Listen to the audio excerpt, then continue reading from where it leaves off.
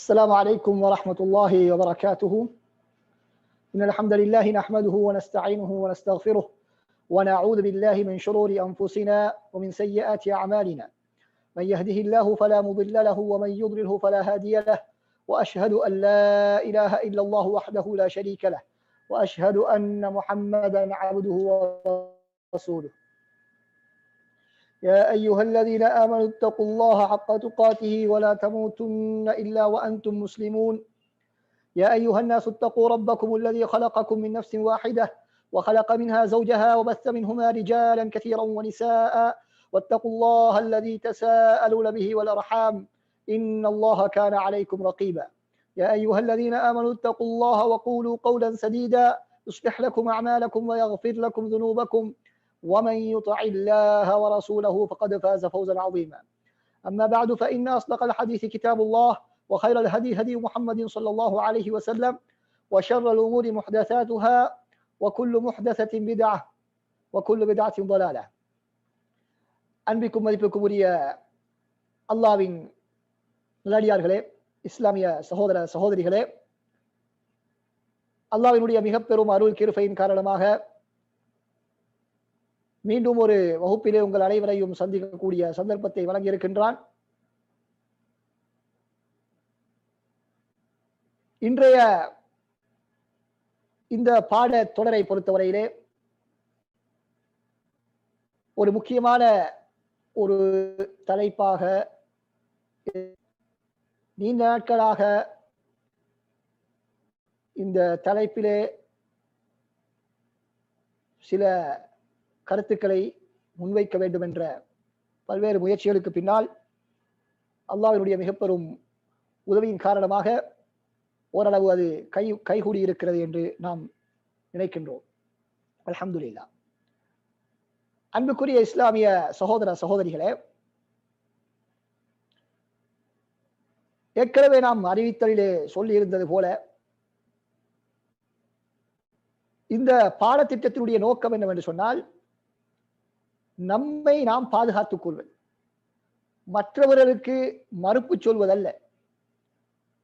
தவறான சிந்தனைகளுக்கு மறுப்பு சொல்வது நமது இந்த பாடத்திட்டத்தினுடைய நோக்கம் அல்ல.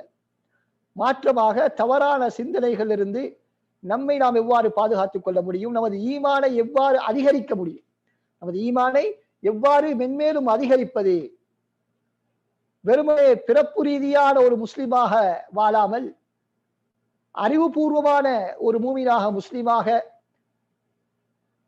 வாழ்வது எவ்வாறு என்பதுதான் நமது இந்த பாடத்திட்டத்தினுடைய சுருக்கமாக இருந்து கொண்டிருக்கிறது. எனவே நாம் ஏற்கனவே சொன்னது போல இந்த பாடத்திட்டம் யாருக்கு பயனுள்ளதாக இருக்கும் என்று சொன்னால், பல்வேறு கலாச்சாரங்களுடன் சேர்ந்து பல்வேறு சிந்தனைகளை உள்வாங்கக்கூடிய அல்லது அதனை அன்றாடம் அவற்றுடன் தொடர்பில் இருக்கக்கூடிய சகோதர சகோதரிகளுக்கு இது மிகவும் பிரயோசனமானதாக இருக்கும். பெரும்பாலும் இன்று உலகத்தில் உள்ள அனைவரும் இவ்வாறு சமூக வலைத்தளங்களுடைய தொடர்புகள், ஊடகத்தினுடைய தொடர்புகள், பயணங்கள் மிகவும் இலகுவாக்கப்பட்டிருக்கக்கூடிய இந்த நவீன தொழில்நுட்ப வளர்ச்சியிலே எல்லோருமே பல்வேறு விதமான சிந்தனை சித்தாந்தங்களை எதிர்நோக்கி கொண்டிருக்கிறோம் என்பதில் எந்த விதமான மாற்று கருத்தும் இல்லை. அன்புக்குரிய சகோதரர்களே, நாம் இன்று உலகத்திலே பார்க்கின்றோம்,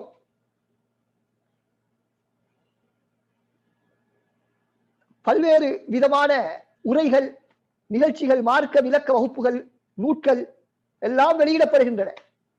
ஆனாலும் நமது வாலிப சமுதாய, குறிப்பாக வாலிப சமுதாயத்துக்கு மத்தியிலே அது பெரியதொரு தாக்கத்தை அது செலுத்தவில்லை. காரணம் என்னவென்று நாம் பார்த்தால், அவர்கள் வெளிரங்கத்திலே முஸ்லிமாக வாழ்கிறார்கள், ஆனால் உள்ரங்கத்திலே அவர்களுக்கு அந்த இஸ்லாத்தின் மீதான நம்பிக்கையிலே உறுதி கிடையாது. உதாரணமாக, ஒரு மனிதன் ஒரு கட்டளை, ஒரு அல்லாஹ் ரசூல் சொல்லக்கூடிய ஒரு கட்டளைக்கு கட்டுப்பட வேண்டும் என்று சொன்னால் அவனுக்கு முதலாவது அல்லாஹ் ரசூலின் மீது உறுதியான நம்பிக்கை இருக்க வேண்டும். அல்லாஹ் இருக்கிறார் என்பதிலே ஆழமான நம்பிக்கை இருக்க வேண்டும். அவன்தான் எனது அனைத்து தேவைகளையும் பூர்த்தி செய்து தருகிறான்.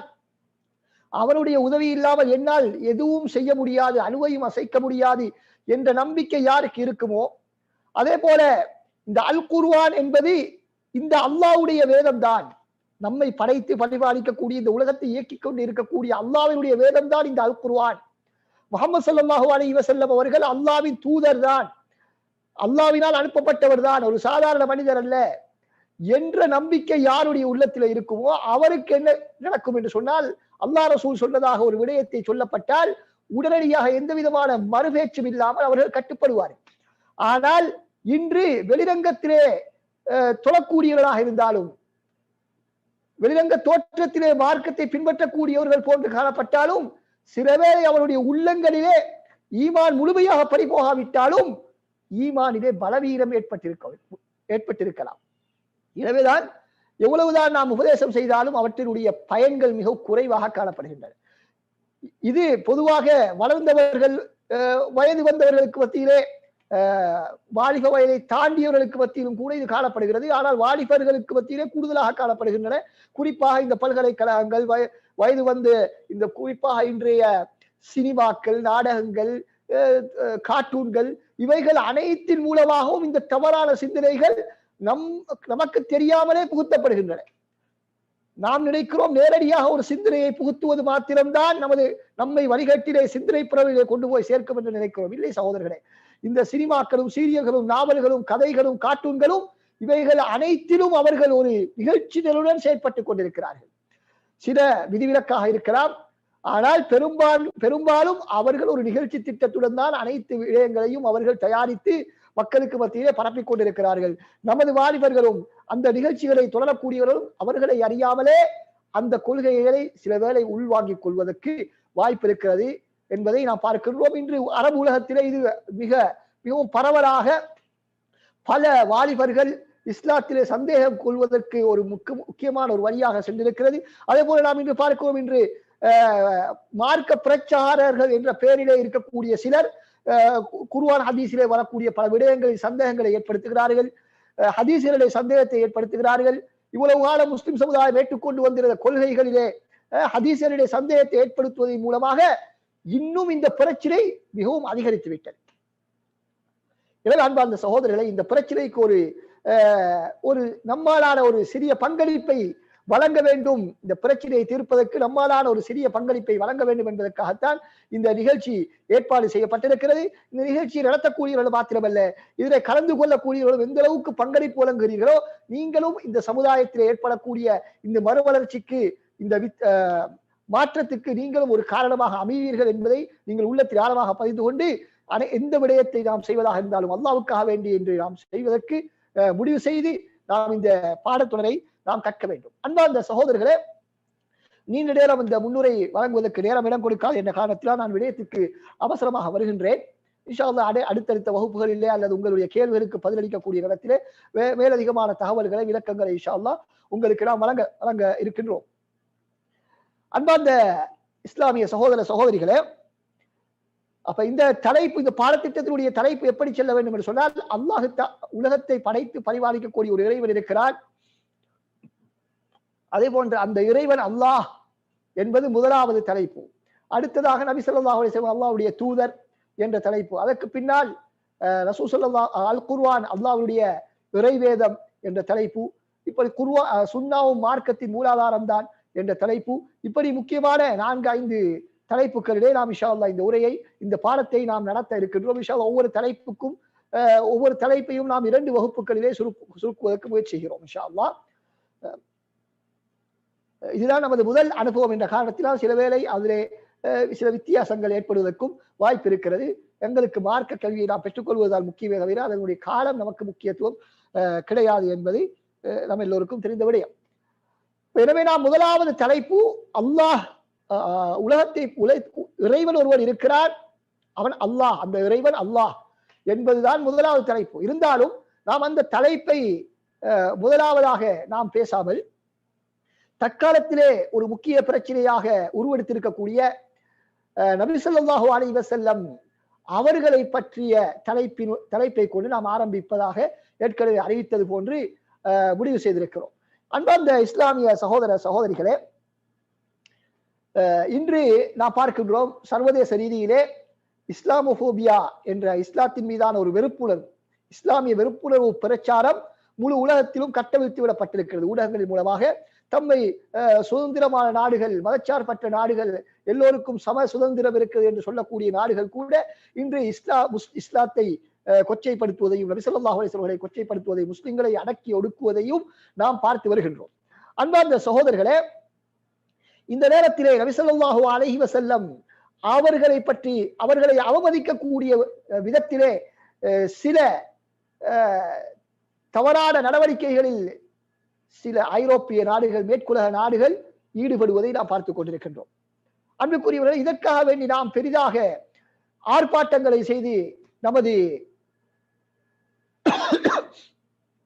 எதிர்ப்புகளை வெளியிடுவது ஓரளவு பயனுள்ளதாக இருந்தாலும், ஆர்ப்பாட்டங்களை செய்தி வெளியிடுவது, ஏனென்றால் ஆர்ப்பாட்டம் என்பது தற்காலத்தில் நமது எதிர்ப்பை வெளியிடக்கூடிய ஒரு முக்கியமான ஒரு சாதனம். அதனை காணக்கூடிய நேரத்திலே இந்த தவறை செய்தவர்கள் சில வேளை மனம் மாறக்கூடிய வாய்ப்பு இருக்கிறது. அவர்களுடைய கருத்துக்களை வெளிரங்கமாகவாவது அவர்கள் மாற்றிக்கொள்ளக்கூடிய ஒரு வாய்ப்பு இருக்கிறது. அதே போல முஸ்லிம்கள் இஸ்லாத்தின் மீது வைத்துள்ள, நபி ஸல்லல்லாஹு அலைஹி வஸல்லம் மீது வைத்துள்ள அந்த பற்றை முழு உலகம் அறிந்து கொள்வதற்கான ஒரு வாய்ப்பாகவும் அது அமைந்திருக்கிறது. ஆனாலும்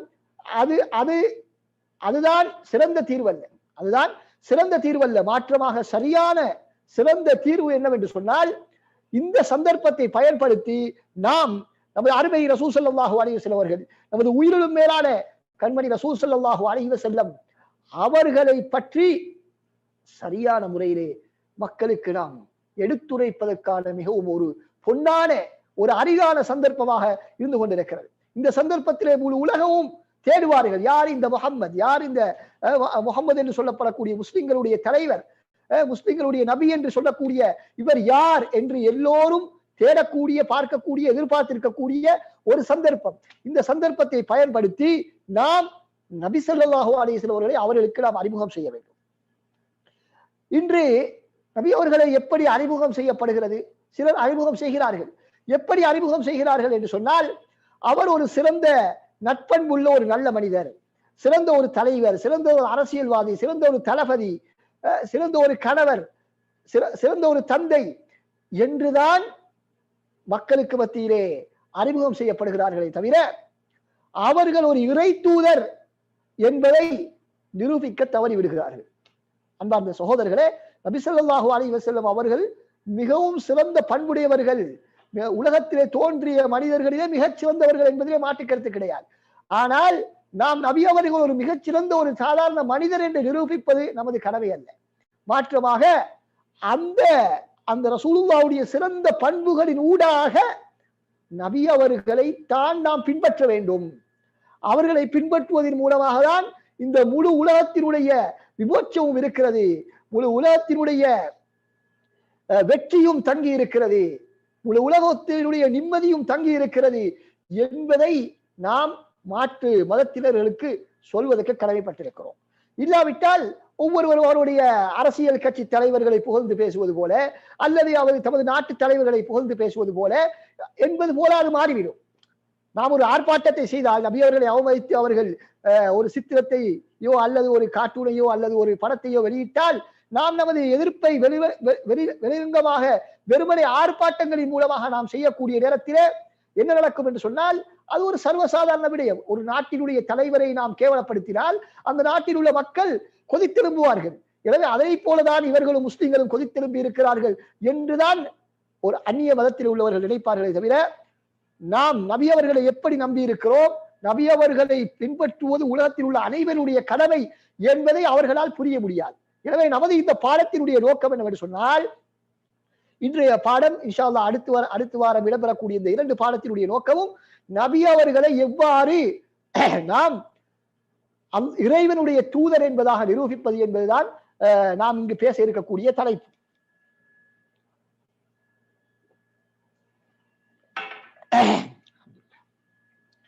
அன்பார்ந்த சகோதரர்களே, நபி ஸல்லல்லாஹு அலைஹி வஸல்லம் அவர்கள் இறைவனுடைய உண்மையான தூதர். இன்று சிலர் என்ன செய்கிறார்கள், மாற்று மதத்தைச் சேர்ந்த இஸ்லாத்தின் மீது குரோதம் கொண்டிருக்கக்கூடியவர்கள், இஸ்லாத்தை பற்றி எந்த விதமான தெளிவும் இல்லாதவர்கள், இஸ்லாத்தை கொச்சைப்படுத்த வேண்டும் என்பதற்காக நபி ஸல்லல்லாஹு அலைஹி வஸல்லம் அவர்களை ஒரு போலிச்சாமியார் என்பதாக வர்ணிப்பதை நாம் பார்க்கின்றோம். பொய்யாக நபித்துவத்தை வாதிட்டவர், அவருக்கு இறைவனுக்கும் எந்த சம்பந்தம் கிடையாது. அவர் பொய்யான முறையிலே தன்னை இறைவன் என்று நபி என்பதாக, இறை தூதர் என்பதாக வாதிட்டார் என்பதாக சொல்லிக் கொண்டிருக்கிறார்கள். அன்பார்ந்த சகோதரர்களே, முதலாவதாக இவற்றுக்கு மறுப்பு சொல்வதற்கு முன்னால் நாம் ஒரு முக்கியமான சில அடிப்படைகளை புரிந்து கொள்ள வேண்டும். அதாவது இந்த நபித்துவத்தை நம்புதல், பொதுவாக நபித்துவத்தை ரசூலுல்லாஹை மாத்திரமல்ல, அல்லாஹ் தஆலா இறை தூதை மூலமாக இந்த மனிதர்களை நேர்வழிப்படுத்துவதற்கு அல்லாஹ் ஒரு ஏற்பாட்டை செய்துள்ளார் என்பதை நம்புவதற்கு இரண்டு அடிப்படைகளை நாம் புரிந்து கொள்ள வேண்டும். சிலர் என்ன நினைக்கிறார்கள் என்று சொன்னால், வெறுமனே மக்கள் அவர்களுடைய உள்ளத்திலே உள்ள அந்த அச்சத்தை நீக்குவதற்காக வேண்டி, உள்ளத்திலே உள்ள அந்த வெறுச்சியை நீக்கிக் கொள்வதற்காக வேண்டி வெறுமனே மக்களாக கற்பனை செய்து கொண்டதுதான் இந்த இறை தூதர் என்பதாக சிலர் சித்தரிக்கிறார்கள். ஆனால் இது தவறாக இருந்து கொண்டிருக்கிறது. மாற்றமாக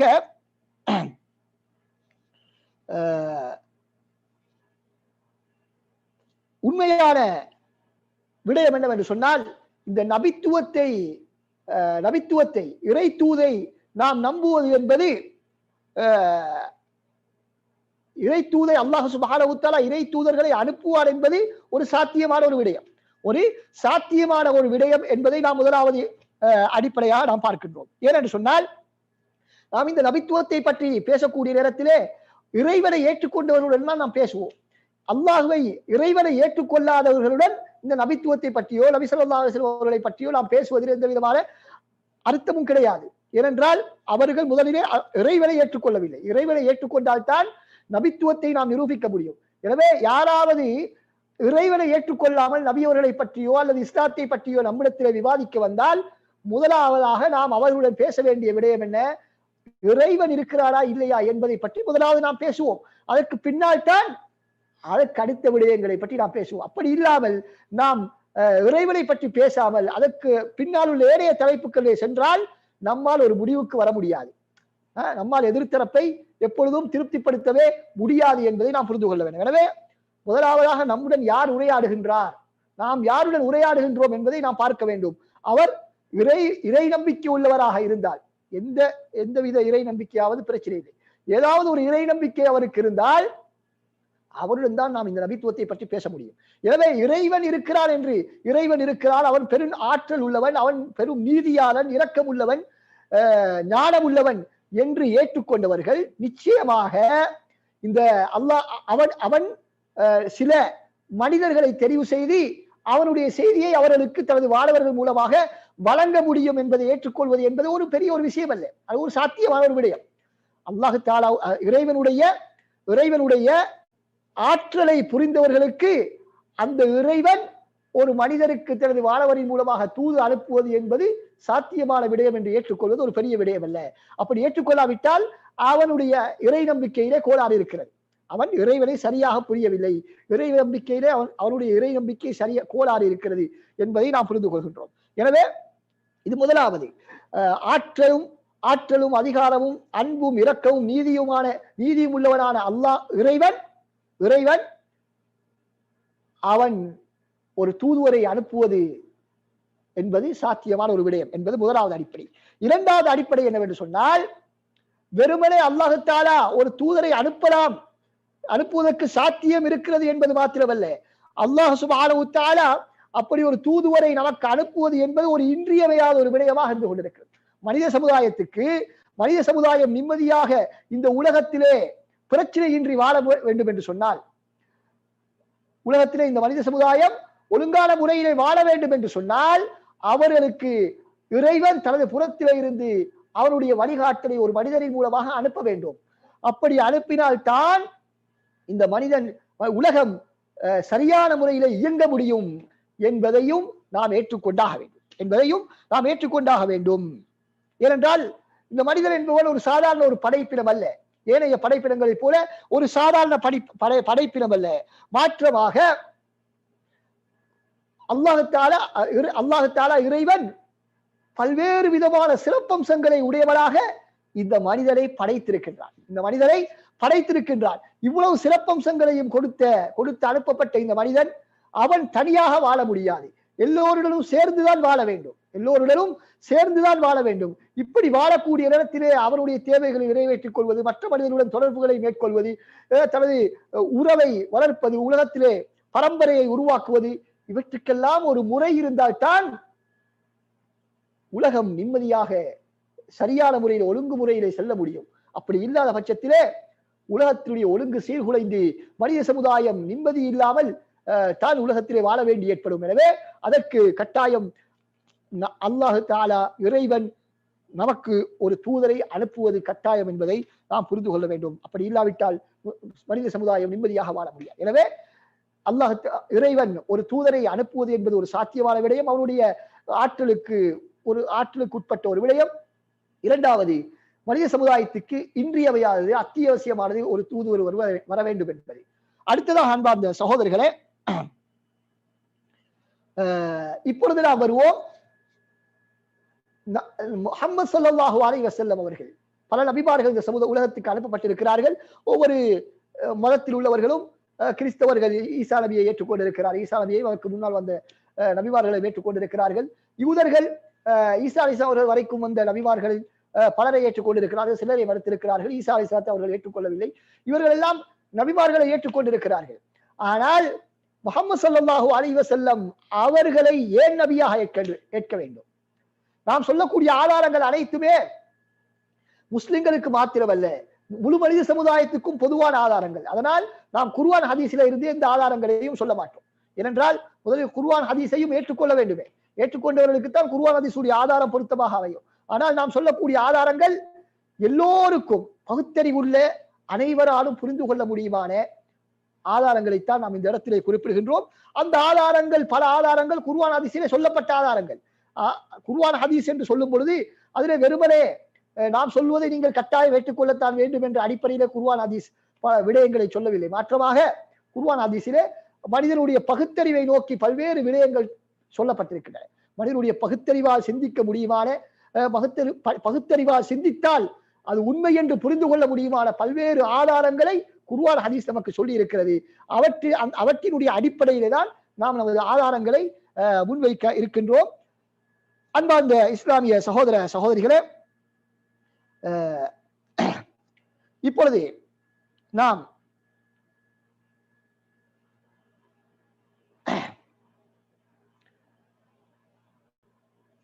நபி ஸல்லல்லாஹு அலைஹி வஸல்லம் அவர்களை முதலாவதாக நாம் பார்த்த விடயம் என்ன? அடிப்படைகள், இரண்டு அடிப்படைகள் பார்த்தோம். இறை தூது என்பது சாத்தியமான ஒன்று, அல்லாஹ்வுடைய ஆற்றலுக்கு முன்னால் அது ஒரு சாத்தியமான ஒரு விடயம். இரண்டாவது, அது மனித சமுதாயத்துக்கு இன்றியமையாது என்று பார்த்தோம். அந்த இன்றியமையாதது எந்த வகையில் அது இன்றியமையாததாக அமைகின்றது என்பதை நாம் பார்க்கக்கூடிய நேரத்திலே முக்கியமான 5 விடயங்களை நாம் பார்க்க வேண்டும். முக்கியமான 5 விடயங்களை நாம் பார்க்க வேண்டும். முதலாவது விடயம் என்னவென்று சொன்னால்,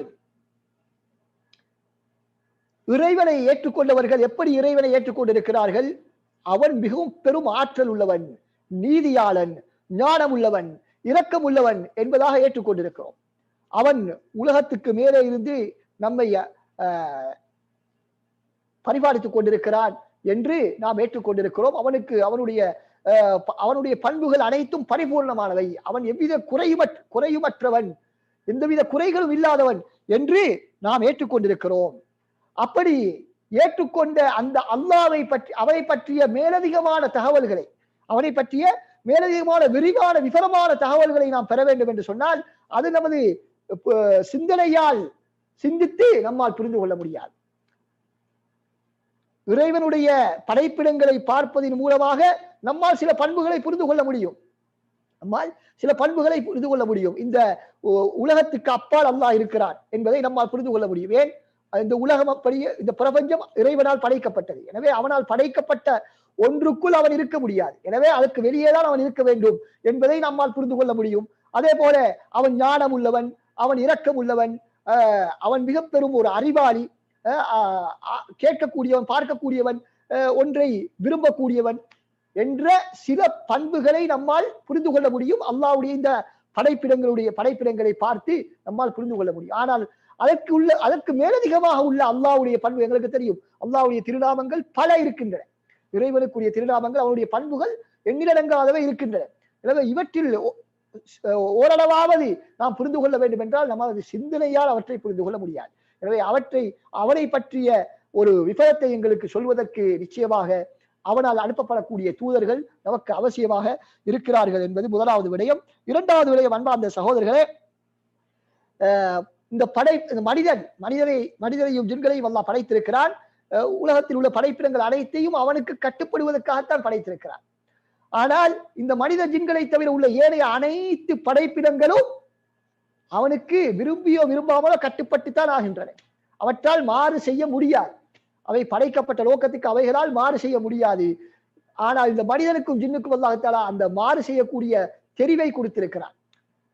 நன்மை செய்யக்கூடிய தெரிவையும் தீமை செய்யக்கூடிய அந்த தெரிவாற்றலை அல்லாஹ் சுப்ஹானஹு வ தஆலா வழங்கி இருக்கின்றான். அந்த அடிப்படையிலே இந்த மனிதன் சிலவேளை அவனுடைய இயல்பிலே உள்ள இந்த மறதி, கவலையீனம் என்ற காரணத்தினால் இறைவனுக்கு கட்டுப்படாமல் அந்த கட்டுப்படக்கூடிய வழியை விட்டு வெளியே செல்வதற்கான வாய்ப்பு இருக்கிறது.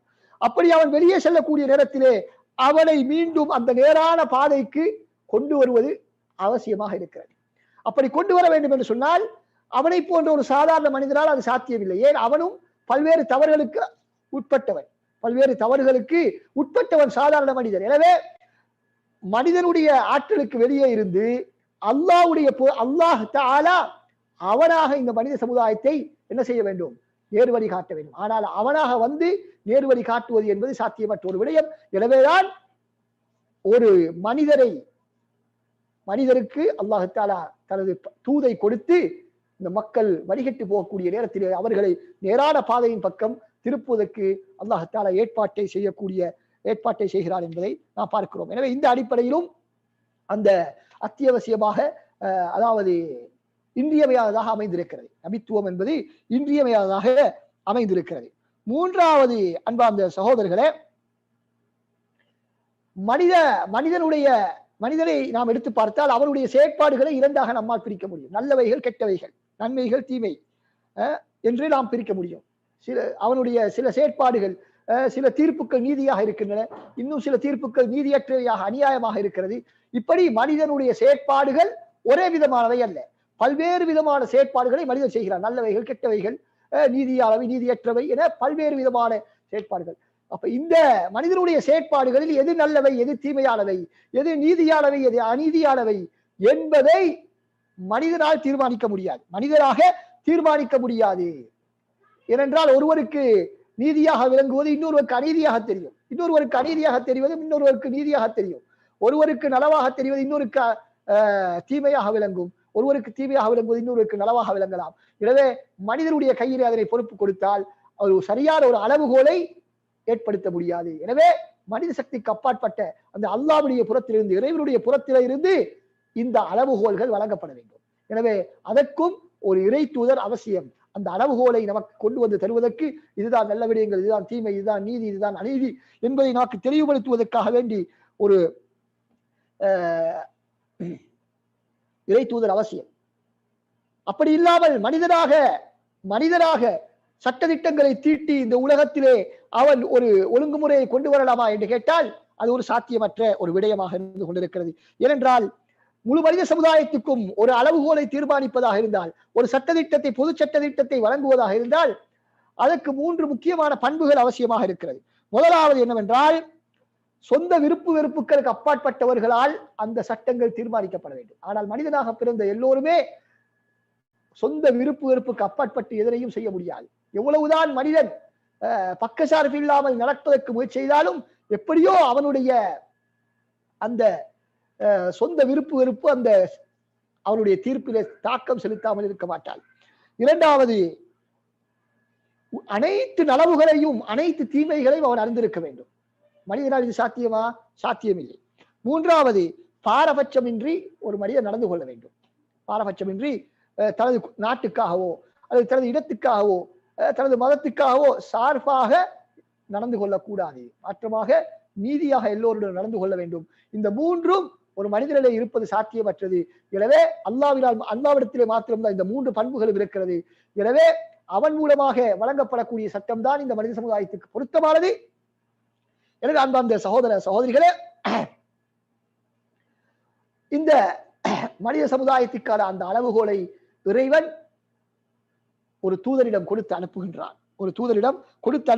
எனவே இந்த அமைப்பிலும் நபித்துவம் என்பது அத்தியாவசியமானது. இறை தூதர் என்பவர் மனித சமுதாயத்துக்கு மிகவும் இன்றியமையாதவராக இருக்கிறார். நான்காவது விடயம் என்னவென்று சொன்னால், இவருக்கு தெரியும், உலகத்துல ஒரு அரசன், ஒரு ஆட்சியாளர் இருக்கிறார் என்று வைத்துக் கொள்வோம். அவருக்கும் மக்களுக்கும் இடையிலான தொடர்பு சீராக இருக்க வேண்டும் என்று சொன்னால் அவர் என்ன செய்ய வேண்டும்? தன்னுடன் மக்கள் எவ்வாறு நடந்து கொள்ள வேண்டும் என்ற சட்டதிட்டங்களை தெளிவாக மக்களுக்கு வழங்க வேண்டும். அப்படி வழங்காத பட்சத்தில் ஒவ்வொருவரும் தனது இஷ்டப்பிரகாரம் அந்த அரசனுடன் நடந்து கொள்வதற்கு ஆரம்பித்தால் அங்கு நிம்மதி நீடிக்க மாட்டாது. மாற்றமாக தொடர்பிலே விரிசல் ஏற்பட்டுவிடும். மக்களுக்கும் அரசனுக்கும் இடையிலான அந்த தொடர்பு விரிசல் அடைந்து விடும், நெருக்கம் ஏற்பட மாட்டால். எனவே நெருக்கமாக வேண்டும் என்று சொன்னால் தெளிவான அறிவுறுத்தல்கள் மக்களுக்கு வழங்கப்பட்டு அந்த மக்களும் அவற்றை கடைபிடிக்கக்கூடிய இடத்தில்தான் ஒரு சுமூகமான ஒரு ஆட்சி அங்கே நடைபெறும், நிம்மதியாக மக்கள் வாழ்வார்கள். அதே போன்றுதான் அன்பார்ந்த சகோதரர்களே, அல்லாஹ் சுப்ஹானஹு வ தஆலா இறைவன் அவனை வணங்க வேண்டும் என்ற ஆர்வம் மனிதனுடைய உள்ளத்திலே இருக்கிறது. மனிதனுடைய இயல்பிலே இறைவனை ஒருவரை வணங்க வேண்டும் என்ற ஆர்வம் இருக்கிறது. ஆனால் அவனை எவ்வாறு வணங்குவது என்பதை ஒவ்வொருவரும் தானாக முடிவு செய்ய முடியாது. அப்படி முடிவு செய்தனுடைய விபரீதத்தை தான் நாம் இன்று உலகத்திலே பார்த்துக் கொண்டிருக்கிறோம் கண்கூடாக. கல்லையும் மண்ணையும் மரமட்டைகளையும் மாட்டையும் எலியையும் எல்லாம் மனிதர்கள் வணங்கிக் கொண்டிருக்கிறார்கள் இறைவன் என்ற பெயரில். அன்பார்ந்த சகோதரர்களே, காரணம் என்ன? ஒவ்வொருவரும் இந்த இறை தூதை விட்டு அப்பாற்பட்டு அவரவராக சிந்தித்து செயற்பட்டதனுடைய விலை. எனவே அன்பார்ந்த சகோதரர்களே, அப்படி இறைவனை நெருங்குவதற்காக வேண்டி மனிதர்களாக முடிவெடுப்பதற்கு விட்டால் அது ஒரு கட்டுப்பாடு இருக்க மாட்டாது, ஒரு அழகான ஒரு முறை அங்கு காணப்பட மாட்டாது. எனவே ஒரு இறை தூதரை அனுப்பி இந்த விடயங்கள் எனக்கு விருப்பமானவை, இந்த விடயங்கள் எனக்கு விருப்பமற்றவை, இப்படியெல்லாம் என்னை நீங்கள் நெருங்க முடியும், இவற்றையெல்லாம் செய்தால் என்னை விட்டு நீங்கள் தூரமாகுவீர்களும், எனது கோபத்தை சம்பாதிப்பீர்கள் என்று நமக்கு தெளிவுபடுத்துவதற்கு ஒரு தூதர் நிச்சயமாக எங்களுக்கு அவசியமாக இருக்கிறார். எனவே அன்பார்ந்த சகோதரர்களே, எனவே இதுவும் நபித்துவத்தின் முக்கியத்துவத்தை நமக்கு உணர்த்துகிறது. ஐந்தாவது விடயம் என்னவென்று சொன்னால், மனிதன் என்பவன் ஏனைய படைப்பினங்களை போன்ற ஒரு படைப்பல்ல. மாற்றமாக அவன் பல்வேறு சிறப்பம்சங்களை உடையவனாக இருக்கிறார். இவ்வளவு சிறப்பம்சங்களையும் அல்லாஹ் தஆலா கொடுத்து, ஆற்றலையும் பலத்தையும் அல்லாஹ் தஆலா கொடுத்து இந்த மனிதனை எந்த விதமான நோக்கமும் இல்லாமல் அனுப்புவானா? ஏற்கனவே நாம் சொன்னோம், இறைவன் என்பவன் எப்படிப்பட்டவன்? ஞானம் உள்ளவன். எதனையும் தீனுக்காக செய்ய மாட்டான். உலகத்திலே நாம் கூட ஏதாவது ஒன்றை செய்தால், ஒரு முக்கியமான ஒரு விடயத்தை நாம் செய்தால் அதற்கு பின்னால் பெரிய ஒரு நோக்கம் இருக்கும். நமது அதிகமான நேரத்தை கொடுத்து, அதிகமான திறமையை பயன்படுத்தி நாம் ஒரு விடயத்தை செய்தால் அதற்கு பின்னால் பெரிய ஒரு நோக்கம் நமக்கு இருக்கும். அப்படி நமக்கே இருக்கக்கூடிய நேரத்தில் இறைவன் இந்த இவ்வளவு ஆற்றல் உள்ள ஒரு மனிதர்களை படைத்து அவர்களை அப்படியே விரும்பியவாறு வாழுமாறு விட்டுவிட மாட்டார். இந்த மனிதனுக்கு இந்த உலகத்திலே சில முக்கியமான கேள்விகள் இருக்கின்றன. நான் யார்? நான் எங்கிருந்து வந்தேன்? எங்கே செல்ல போகிறேன்? இந்த உலகத்திலே நாம் என்ன செய்ய வேண்டும் என்ற பல முக்கியமான கேள்விகள் இருக்கின்றன. இந்த கேள்விகளுக்கு எல்லா மதங்களிலும் விடை கிடையாது. அதனால்தான் பல மதத்தை சார்ந்தவர்கள் அல்லது மதங்களை ஏற்றுக்கொள்ளாதவர்கள் எல்லாம் தற்கொலை செய்து கொள்கிறார்கள். ஏன்? இந்த கேள்விகளுக்கு அங்கு விடை கிடையாது. எனவே இந்த கேள்விகளுக்கான விடையை நமக்கு சொல்லித்தரக்கூடிய ஒருவர் நமக்கு அவசியம். நாம முடிவு செய்ய முடியாது. நாம் இதற்காகத்தான் படைக்கப்பட்டிருக்கலாம், அதற்காகத்தான் படைக்கப்பட்டிருக்கலாம் என்று நினைத்துக் கொண்டு நாம் எதனையும் கற்பனை செய்து ஒவ்வொருவரும் செய்தால் அது ஒரு கட்டுப்பாடு இல்லாமல் ஒரு ஒழுங்குமுறையற்ற விடயமாகத்தான் இருக்கும். அதனுடைய விபரீதத்தை தான் நாம் இந்த உலகத்திலே பார்த்து கொண்டிருக்கிறோம். மனிதன் நிம்மதி இல்லாமல் வாழ்ந்து கொண்டிருக்கிறான். இந்த இறை நம்பிக்கை இல்லாததன் காரணமாக, இந்த தூதுவத்தை ஏற்றுக்கொள்ளாததன் காரணமாக, வகையை ஏற்றுக்கொள்ளாததன் காரணமாக மனிதன் மிக பெரும் சிக்கலுக்குள் வாழ்ந்து கொண்டிருக்கிறான் என்பதை நாம் பார்க்கின்றோம். அன்பார்ந்த இஸ்லாமிய சகோதர சகோதரிகளே, இப்பொழுது நாம் முஹம்மது ஸல்லல்லாஹு அலைஹி வஸல்லம் அவர்கள் எவ்வாறு இறை தூதராக இருக்கிறார்கள், முஹம்மது ஸல்லல்லாஹு அலைஹி வஸல்லம் அவர்கள் எவ்வாறு உண்மையான இறை தூதர் என்பதை நாம் நிரூபிப்பது. அதுதான் இப்பொழுது நமக்குள்ள பிரச்சனை. இப்பொழுது அதுதான் உண்மையான இறை தூதர் என்பதை வெறுமனே அவர்கள் ஒரு நல்லவர், மிகப்பெரிய ஒரு திறமைசாலி, மிகப்பெரும் ஒரு ஆட்சியாளர், அரசியல்வாதி, நீதியாளர், இந்த பண்புகளில் மாத்திரம் நபி அவர்களை நாம் சுருக்கிவிடக் கூடாது. மாற்றமாக இந்த பண்புகளுக்கு பின்னால் என்ன நாம் எதிர்பார்க்கின்றோம் என்பதுதான் முக்கியமானது. இந்த பண்புகளுக்கு பின்னால் நாம் எதிர்பார்ப்பது என்ன என்பதுதான் மிக முக்கியமானது. என்ன விடயம் என்று சொன்னால், அன்பார்ந்த சகோதரர்களே, நபி ஸல்லல்லாஹு அலைஹி வஸல்லம் அவர்கள், முஹம்மது ஸல்லல்லாஹு அலைஹி வஸல்லம் அவர்கள் தான் இறை தூதர், நான் இறை தூதர், இறைவனால் அனுப்பப்பட்டவர், இறைவனால் அனுப்பப்பட்டவர் என்று சொன்ன அந்த விடய அந்த கூற்றிலே, முஹம்மது ஸல்லல்லாஹு அலைஹி வஸல்லம் அவர்கள் நான் இறை தூதர் என்று சொன்ன அந்த கூற்றிலே 100% உண்மையாளர், 100% உண்மையாளர் என்பதற்கான சான்றுகள் என்ன என்பதற்கான சான்றுகள் என்ன என்பதைத்தான் நாம் இப்பொழுது பார்க்க போகின்றோம்.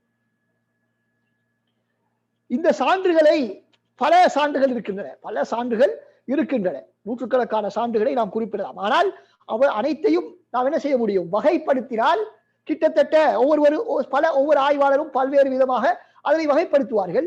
நாம் வகைப்படுத்திய வகையிலே ஒரு 7 வகையாக நாம் பிரித்து நோக்க முடியும். எதற்கான ஆதாரங்கள்? முஹம்மது ஸல்லல்லாஹு அலைஹி வஸல்லம் அவர்கள் நான் இறை தூதர் என்று சொன்ன அந்த கூற்றிலே அவர்கள் உண்மையாளர் என்பதை நாம் நமது பகுத்தறிவை பயன்படுத்தினால் 7 வகையான ஆதாரங்களின் மூலம் அவர் சொன்னது உண்மைதான்.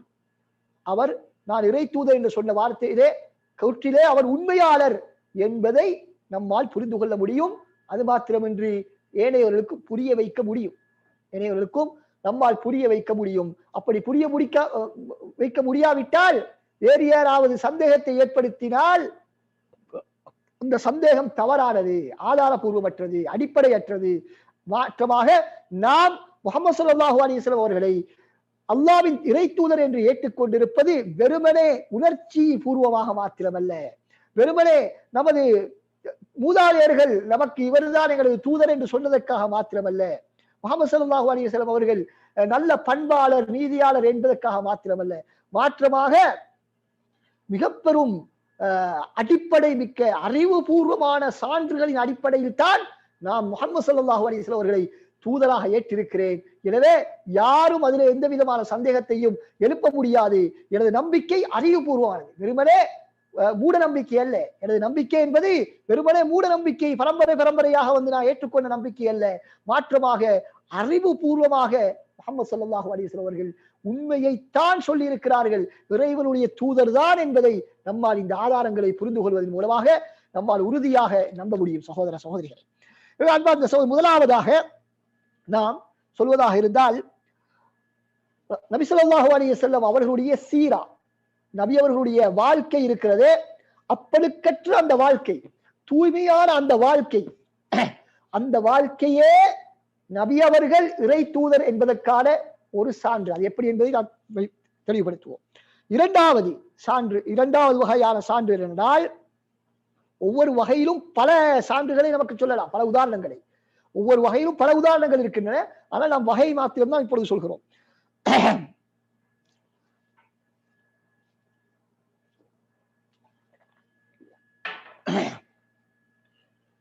அடுத்ததாக முழுமைப்படுத்தப்பட்ட சட்டதிட்டங்கள்.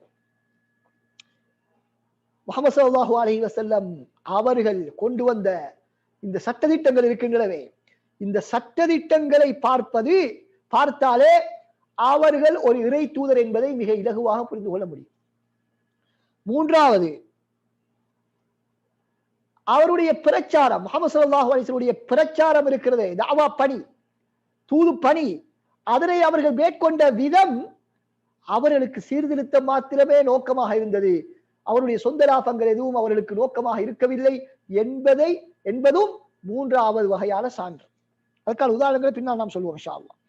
அடுத்ததாக நான்காவது, அவருடைய கையிலே நடந்த, அவர் மூலமாக இடம்பெற்ற இயற்கை விதிகளை, பிரபஞ்ச விதிகளை மீறக்கூடிய சில அற்புதங்கள், பிரபஞ்ச விதிகளுக்கு அப்பாற்பட்ட சில அற்புதங்களை அவர்கள் நிகழ்த்தி காட்டினார்கள். ஐந்தாவது விடயம் என்னவென்றால், யதார்த்தமான மறைவான விடயங்களை அவர்கள் சொல்லியிருக்கிறார்கள். அவர்களுக்கு முன்னால் நடந்த, அவருடைய காலத்திலே பின்னால் நடக்க இருக்கின்ற, எதிர்காலத்திலே அவர்களுக்கு பின்னால் நடக்க இருக்கின்ற பல்வேறு மறைவான விஷயங்களை நபி அவர்கள் சொல்லியிருக்கிறார்கள். எனவே அவற்றை அவர்கள் சொன்னவாறு நடந்து பெற்றிருக்கிறது என்பதை பார்க்கக்கூடிய இடத்தில் அவர்கள் இறை தூதர். இவை ஒவ்வொன்றை பற்றியும் நாம் விரிவாக இன்ஷா அல்லாஹ் பின்னால் விளக்குவோம். அடுத்ததாக அவர்கள் கொண்டு வந்த இறைவேதம் அல் குர்ஆன் 6வது. 7வது விஞ்ஞான சான்றுகள். விஞ்ஞான தற்காலத்திலே உள்ள சில விஞ்ஞான சான்றுகளின் அடிப்படையிலும் முஹம்மது ஸல்லல்லாஹு அலைஹி வஸல்லம் அவர்கள் இறை தூதர் என்பதை நம்மால் இலகுவாக நிரூபிக்க முடியும். இப்பொழுது நாம் முதலாவது விடயத்துக்கு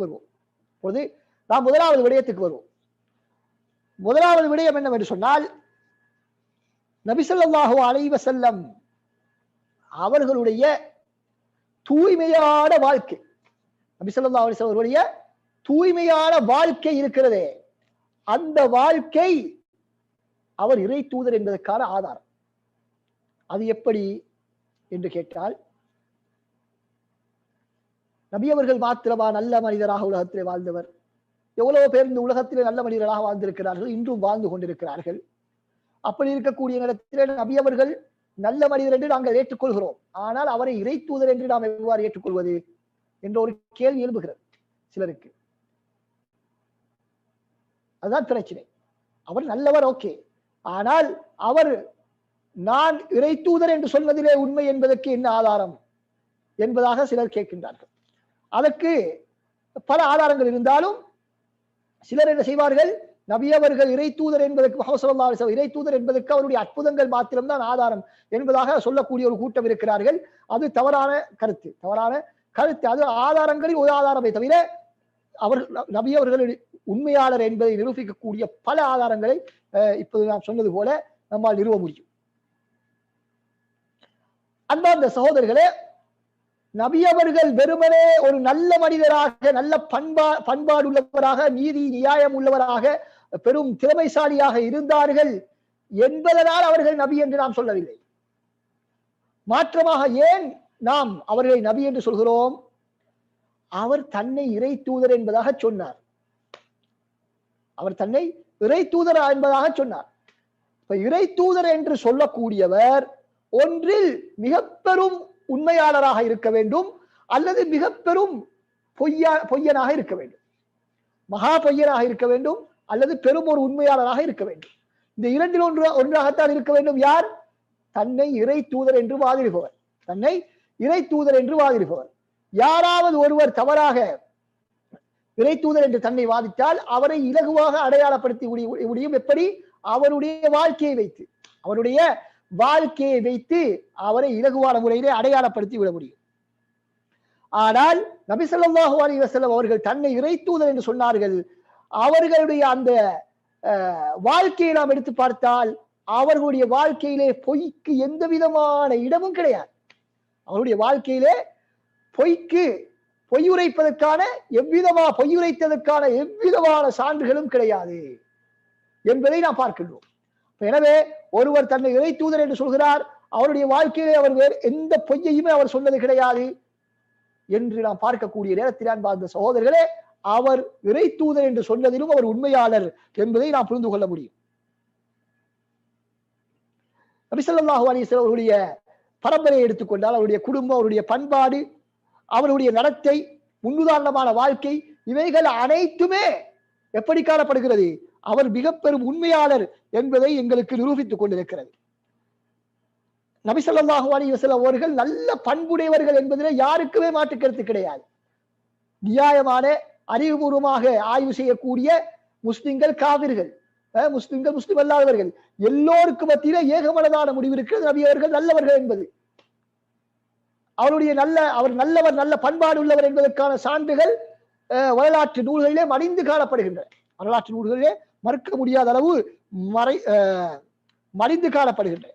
ஆனால் அவருடைய பண்புகளிலே முக்கியமான 2 பண்புகளை நாம் எடுத்துக்கொள்வோம்.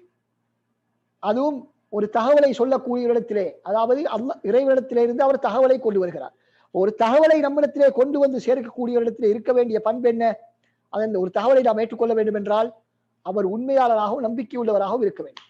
மோசடி செய்யாதவராகவும் சொன்னதில் எந்த விதமான கூடுதல் குறைவு செய்யாமல் அப்படியே சொன்னது போன்று சொல்லக்கூடிய உண்மையாளராக அவர் இருக்க வேண்டும் என்பதுதான் நிபந்தனை ஒருவருடைய தகவலை நாம் ஏற்றுக்கொள்வதற்கு. அந்த 2 பண்புகளும் நபி அவர்களிடத்தில் இருந்ததா என்று கேட்டால் மிகவும் பரிபூர்ணமாக காணப்பட்டது.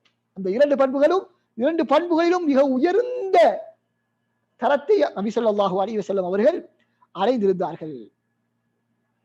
நபி அவர்கள் தன்னை இறை தூதர் முஹம்மது ஸல்லல்லாஹு அலைஹி வஸல்லம் தன்னை இறை தூதர் என்று வாதிடுவதற்கு முன்னால் 40 வருடங்கள் தனது சமுதாயத்துடன் வாழ்ந்திருக்கிறார்கள். 40 வருடங்கள். அந்த 40 வருடங்களிலே ஒரு முறை கூட பொய்யுரைத்ததாக எந்த விதமான சான்றுகளும் கிடையாது. மாற்றமாக அந்த மக்களே அவரை நம்பிக்கையாளர், உண்மையாளர் என அழைக்கக்கூடியவராக இருந்திருக்கிறார்.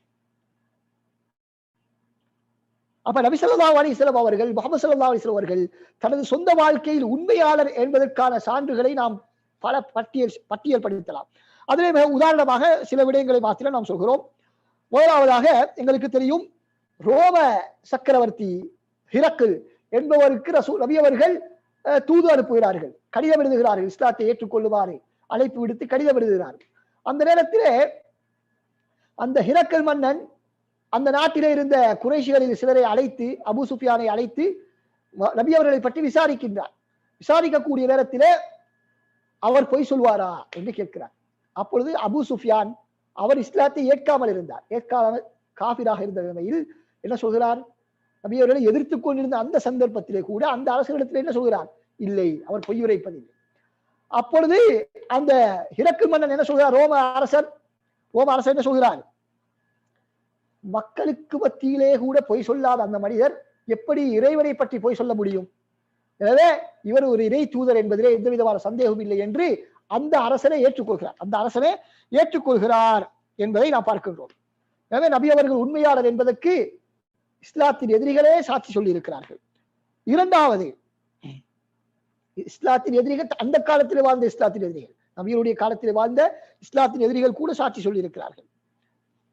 அதே போல எங்களுக்கு தெரியும், நபி அவர்கள் முதலாக தனது அழைப்பு பணியை ஆரம்பிக்கக்கூடிய நேரத்திலே அவர்கள் மலையிலே ஏறி மக்களை அழைத்து தனது தூதை எத்தி வைத்தார்கள்.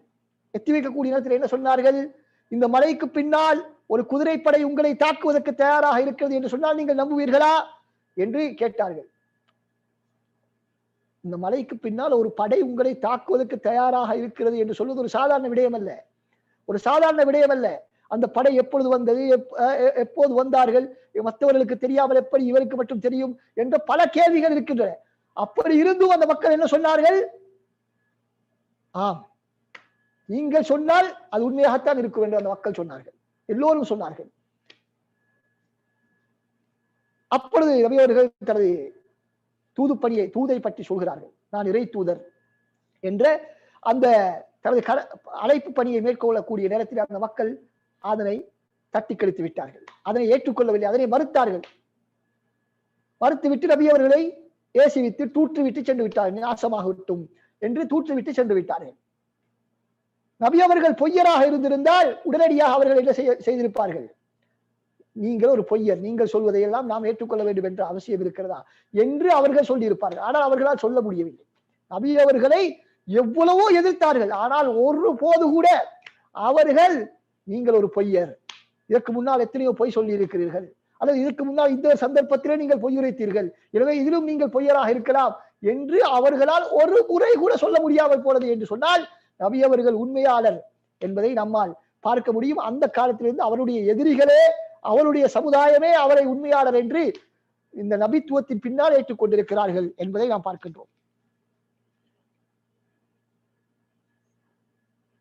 அடுத்ததாக அன்பார்ந்த சகோதரர்களே, 40 வருடங்கள் தனது வாழ்க்கையின் முக்கியமான பருவத்தை கடந்து முதிர்ச்சியான பருவத்தை அடைந்து விட்ட பின்னால் ஒரு மனிதர் ஏன் பொய் சொல்ல வேண்டும்?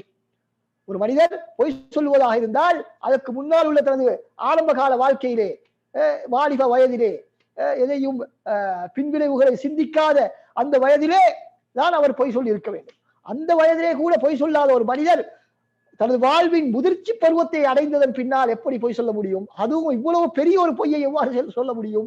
ஒரு காலத்திலும் சொல்ல முடியாது என்பதை நம்மால் மிக இலகுவாக புரிந்து கொள்ள முடியுமாக இருந்து கொண்டிருக்கிறது. அன்பார்ந்த சகோதரர்களே, அந்த குறைஷி காபிர்கள் எப்படி நபி அவர்களை எதிர்த்தார்கள்? நபி அவர்கள் ஒரு பொய்யர் என்பதற்காக நபி அவர்கள் ஒரு ஏதாவது ஒரு தவறு செய்கிறார்களா என்று அவர்கள் எதிர்பார்த்து கொண்டிருந்தார்கள். ஒரு துரும்பு கிடைத்தாலும் அதனை ஒரு பெரும் தூண் போல பெரிதாக்குவதற்கு தயாராக இருந்த அந்த சமுதாயத்திலே அவர்களுக்கு நபியவருடைய வாழ்க்கையிலே ஒரே ஒரு விடயமாவது கிடைக்கவில்லை. நபி அவர்களை பொய்யர் என்று நிரூபிப்பதற்கான ஒரு சான்றாவது கிடைக்கவில்லை. அதுவும் அந்த சமுதாயத்தை அவர்கள் நபி அவர்கள் எதிர்த்துக் கொண்டிருந்தார்கள்.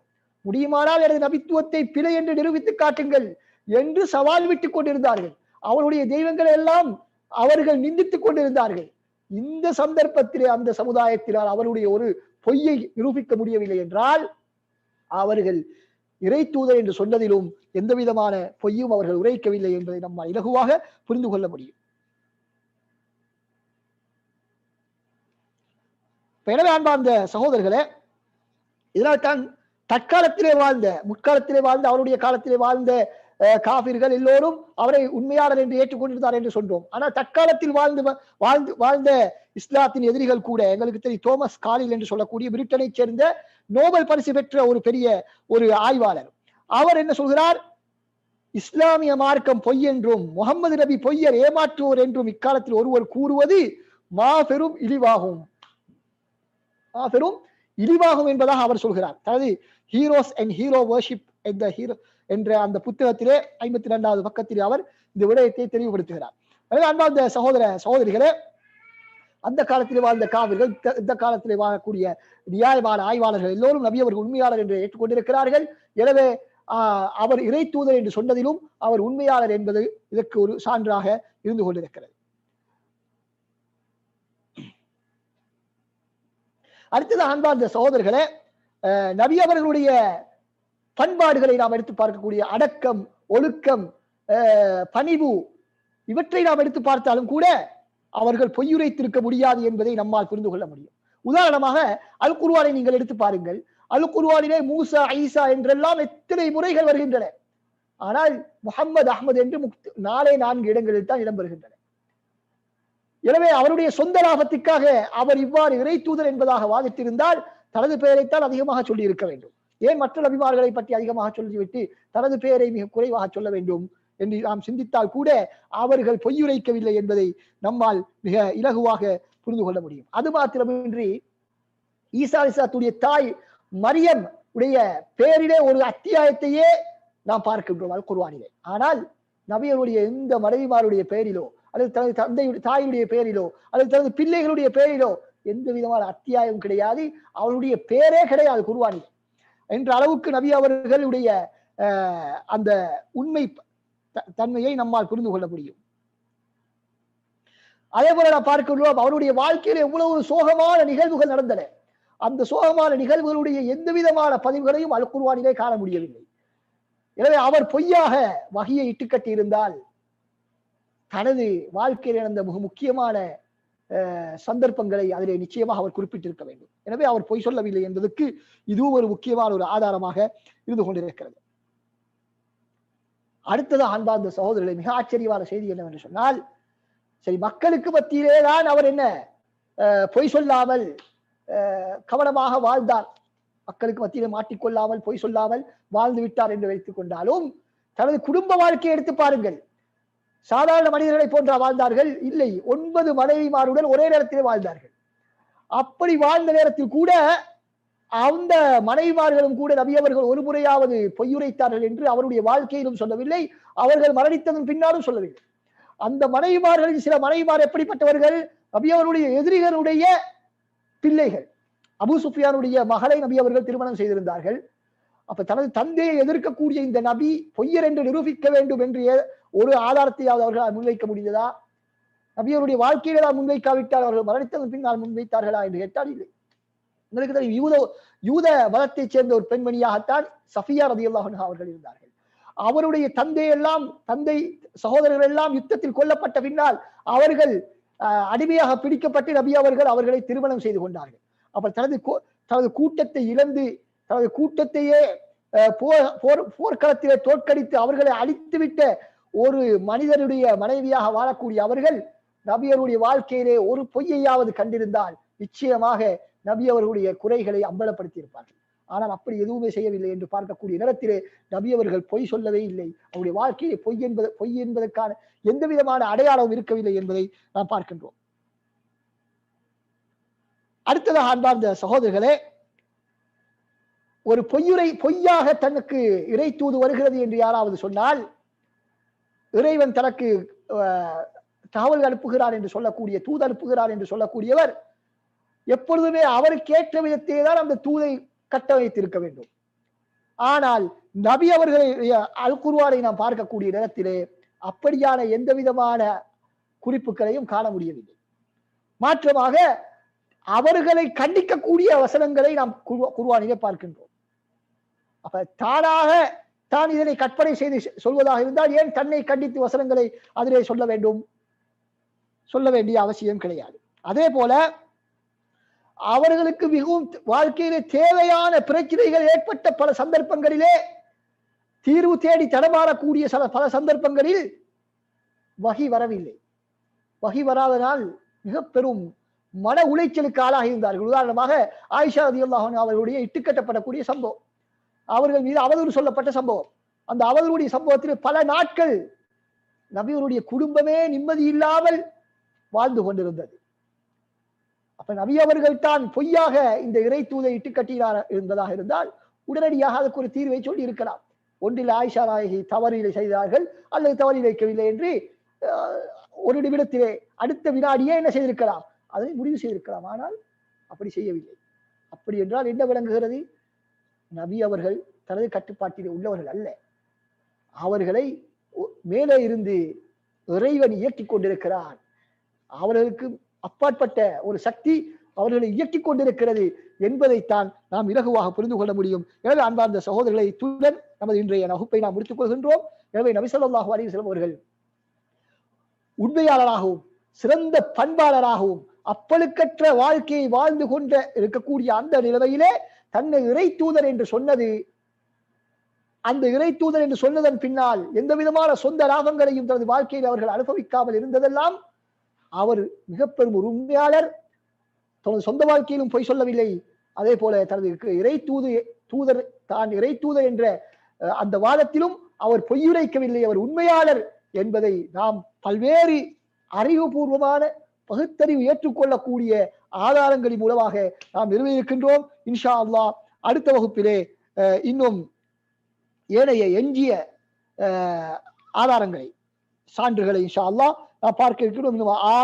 இன்னும் ஆறு வகையான சான்றுகள் இருக்கின்றன. இது ஒரு சான்றிலே சொல்லப்பட்ட பல உதாரணங்கள் தான் இந்த நபி அவர்கள் உண்மையாளர் என்பது. இது அல்லாத இரண்டாவது சான்றிலே, மூன்றாவது சான்றிலே இப்படி பல உதாரணங்களை ஆதாரங்களை நாம் அடுக்கிக் கொண்டே போகலாம். இவைகள் அனைத்தையும் நாம் கேட்டு புரிந்து பதிந்து வைத்துக் கொள்ளக்கூடிய நேரத்திலே நமது ஈமானை யாராலும் அசைக்க முடியாது. நபி அவர்கள் முஹம்மது ஸல்லல்லாஹு அலைஹி வஸல்லம் அல்லாஹ்வுடைய தூதர் என்று நாம் ஏற்றுக்கொண்டிருக்கக்கூடிய அந்த நம்பிக்கையிலே எந்த விதமான அசைவும் ஆட்டவும் ஏற்படவே முடியாது. நிம்மதியாக நாம் இஸ்லாத்தை அழகான முறையிலே பின்பற்றிக் கொண்டு போகலாம். வல்லவன் அல்லாஹ் சுப்ஹானஹு வ தஆலா நம் அனைவருக்கும் இந்த நிம்மதியான ஈமானை, உறுதியான ஈமானை, ஆட்டம் காணாத ஈமானை நம் அனைவருக்கும் வழங்குவானாக. வாஹிரு தஅவானா அல்ஹம்துலில்லாஹி ரப்பில் ஆலமீன். வஸ்ஸலாமு அலைக்கும் வரஹ்மத்துல்லாஹி வபரகாத்துஹு.